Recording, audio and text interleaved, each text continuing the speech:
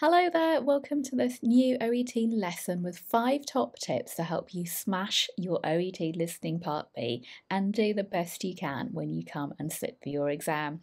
We'll go over what you can hear in Listening Part B and the format. If you know this already, just skip forward. I've time-stamped it to you to the next part, which of course is what are those 5 top tips that are going to help you smash your test, and then how can you practice? So many students ask me this. What's the best way to practice for OET Listening Part B? And I'll go through some ideas with you as well.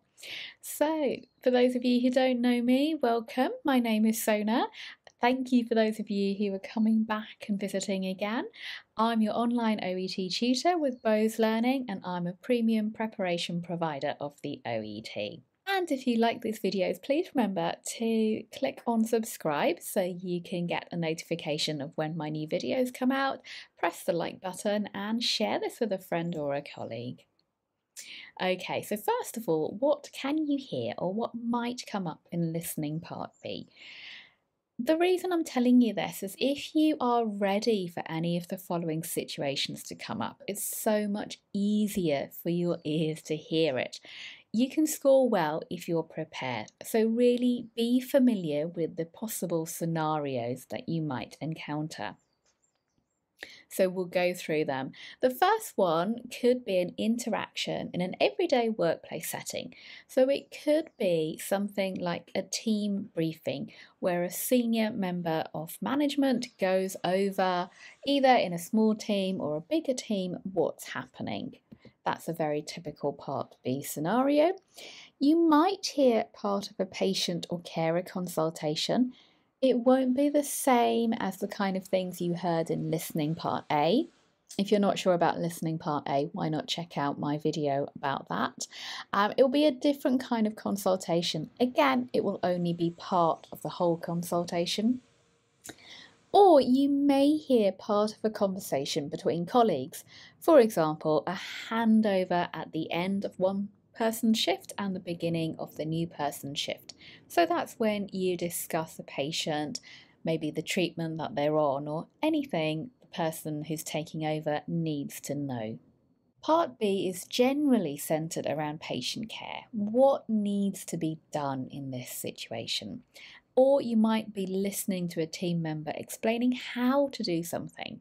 So some kind of briefing about new equipment or something like that. Again, it's all patient care. It's something that you'll hear in your everyday working lives in a healthcare setting. Okay, let's check out the format. Again, if you know what to expect, it's much easier. You'll get a multiple choice question. You're going to get 6 of those. Each one has 3 options. And do pay attention to the wording because that's going to give you a clue to the kind of answer you need to listen out for. For example, you might be asked to find out what the speaker's main concern is. So perhaps you're in the middle of a dialogue, but they have an issue, they have something that's worrying them, troubling them, something that's important to them. So what is it? What is their main concern? You might need to find out what needs to be done next. So perhaps on a shift handover, the person who's just finishing says, I've done this, this and this, but you need to do this, please. So it could be something like find out what happens next, what needs to be done next, or it might be the main idea to take away an action. This is very typical of a team briefing. They tell you what's happening and they say, please go away and do this. Okay, top tips for you then. Here are 5 tips to help you do really well in your OET Listening Part B. Number 1, don't forget you get time to read the question before you hear the extract. So make sure you make the most of this time. Really invest that time wisely. How can you do that? Well, the first thing is to use the context to anticipate. For example, you hear a senior nurse briefing new staff members on how to use a crash buzzer. That's the context. What can you anticipate? Well, you can predict the kind of vocabulary that you might hear. Again, if your brain is ready to hear something, it's so much easier to hear it. What else can you do? You can think about how are you going to know which part is the most important part of the message. Perhaps the speaker will say something like blah, blah, blah, blah, blah. However, what you really need to do is blah, blah, blah, blah, blah. So then you know that's the important bit coming up. So think about how the speaker is going to frame the message. And lastly, use your own knowledge. How do you use a crash buzzer? I'm sure you all know. So have a think, what might they say, where the buzzer is located, what you use it for, how it's actually activated, all those kind of things. You can anticipate, and that will help you find your answer. I've got a little extract on this, so you can have a look at that now. There should be a link coming up, so click on that and come back to this later, or click on that and save it for later so you can practice with that. Okay, tip number 2 then is to read the question. It sounds silly, but it's an exam situation, it's stressful, I know, but really make sure you're reading the question carefully and focus in on the question stem. That's the beginning. What exactly are you being asked to do? Are you asked to identify something? What should you be focusing on? Is it the whole message? Is it part of the message? Is it something specific? Is it gist or detailed? So really understand the question. Now, a little tip for you if you're doing the computerized version. In the paper version, of course, you can mark anything you want to, but in the computerized version, what you can do is highlight keywords in the context. That's the opening and the question, but not in the options. So you can't highlight any keywords in the options. What you can do in terms of the options is use the strikeout to cross out any wrong options that you might think are definitely wrong. Okay, top tip 3 then is to really concentrate on the wording. As I said, you're unlikely to hear the same words that are given to you in the 3 answer options as you're going to hear in the recording. So it's not going to be a case of matching. Oh, I heard this word, it's definitely option A. It's very unlikely.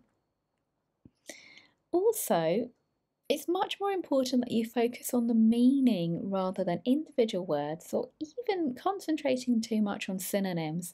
Sometimes the synonyms might be distractors, so just be careful. Concentrate more on meaning rather than just listening out for one particular word. Okay, number 4 then. Don't worry if you don't understand all the expressions, all the vocabulary being used. Don't panic. Don't stress that you don't understand or you miss that word. Instead, try and listen for the information you need in order to answer the question. And of course, doing 1, 2, and 3 will help you focus on that. And then number 5. Do you need to focus on the whole of the text, the listening text, the recording, or just part of it? Sometimes just one phrase might answer the question, but at other times you might need to listen to the whole piece to find the correct option. And lastly, sometimes you may need to infer the answer. It might not be given to you directly, but you need to think about how it's presented. What does the speaker actually mean when they say this? So think about where your focus lies. Okay, how can you practice then by yourselves?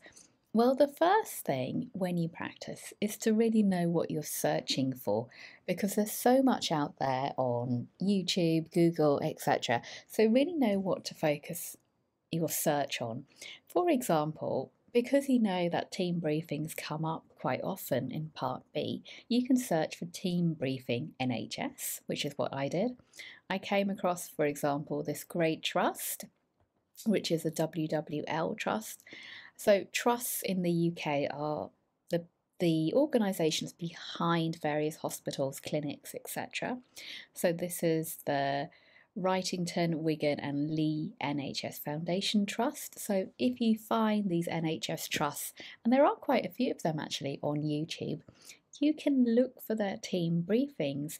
For example, this gives team briefings, or it used to, every month.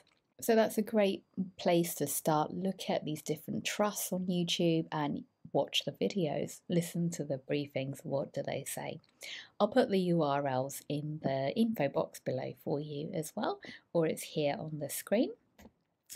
The other thing I would say is do check out my listening playlist. I've got at the moment 13 videos just on listening. I've got over 150 videos on the OET, but 13 focusing on listening, and there's one especially on Part B, so I'll put up the link again. And number 3 is to use the official OET sample tests. You can find them by going to occupationalenglishTest.org, and you can see the sample tests are given there for you. So if you have any questions or comments, do get in touch. It's always nice to hear from you. Just say hi or tell me where you're from. Or as I say, if you've got any questions, feel free to ask and I'll try and answer them if I can. If you want more detailed help with reading, writing or speaking, then why not check out my on-demand video courses, which are designed as an insight into the OET, and you can study through them at your own pace. I'll put in some discount codes for you below as well. And if you like these videos, it'd be so lovely if you can help me grow this channel by sending it to friends or colleagues, subscribing and liking this. Thank you very much for watching. Hopefully see you again really soon. Take care. Bye bye.